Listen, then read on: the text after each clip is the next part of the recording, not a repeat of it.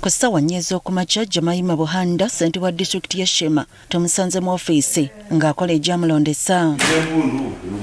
Buhanda nga kino kisanja kye kyakubiri mu ofiisi eno w'olabira bino tewali amwesimbyeko mu kalulu akajja ka 2026. Okutambulira ku mulamwa, okuwuliriza n'okubuulirirwa agamba nti bimufudde omukulembeze ow'enkizo. I am a candidate of guidance and counseling. If I know someone, I can just look at you, moderate, and say you have come to do this, or you are looking, you want to divert me from here to there. Mu Obukulembeze ayaniriza buli muntu era tewali gwasoosowaza so nga n'eddiini talina gy'asukkulumya ku ndala. I don't subscribe to say I am a Protestant, I am a Catholic, I'm a Muslim or a Moroccan. I embraced all the religions and gave them, I sensitized them.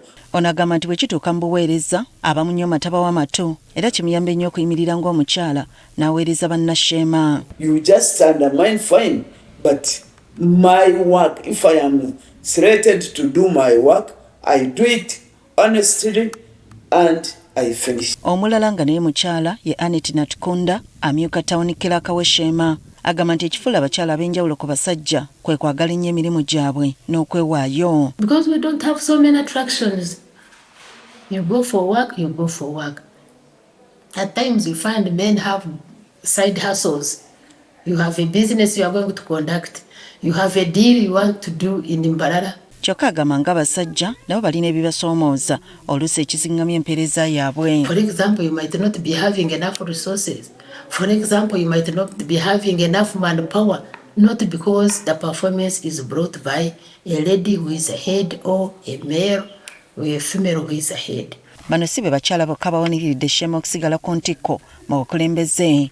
Abalala kuliko Consolanta Kasule ono nga yaduumira poliisi oba District Police Commander. Lilian Kobusinje yakulira abakozi munisipaali ya Sheema oba Town Clerk.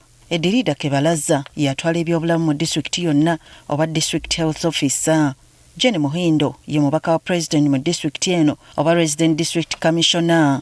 Vipola Tushemerirwe yatwala ebyobulamu munisipaali ya Sheema.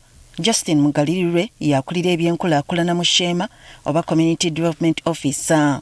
Olw'okwenyumiriza mu bye bakola baatuuka n'okukyusa erinnya lya district ne bagiwa erya Sheema Girls. So proud that we are Sheema girls, because without girls the world cannot be there. Actually, we all cherish girls because they are very productive. Bagamba nti kati ng'oggyeko bba okwenyumiriza mu bye bakola bwe kituuka kukebera obuweereza bwabwe alipoota ezivaayo zibatenda obukozi.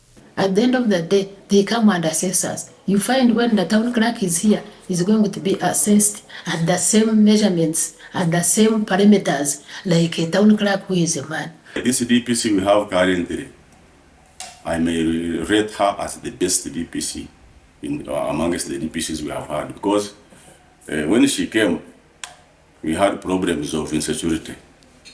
But this time, she has organized the district. Abakola n'abakyala bano babeenyumirizaamu. Being that I would be the deputy when I'm a man, and then the woman would be the boss, we have not had any challenges. They are trustworthy. People trust them so much. They are very direct. They are hardworking, I can say. Kati okukola n'okufuba kwabwe bangi bakwekuusa government okusembeza abakyala ku mwanjo ne baweebwa omwagaanya. The government has given more powers to women.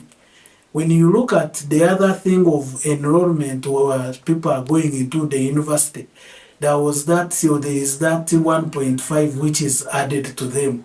So that one has also made the women to work hard and also to occupy these positions. Sheema y'emu ku disitulikiti ezisangibwa mu bugwanjuba bwa Uganda nga yakutirwa ku disitulikiti ya Bushenyi mu mwaka gwa 2010 ng'erina ne munisipaali emu.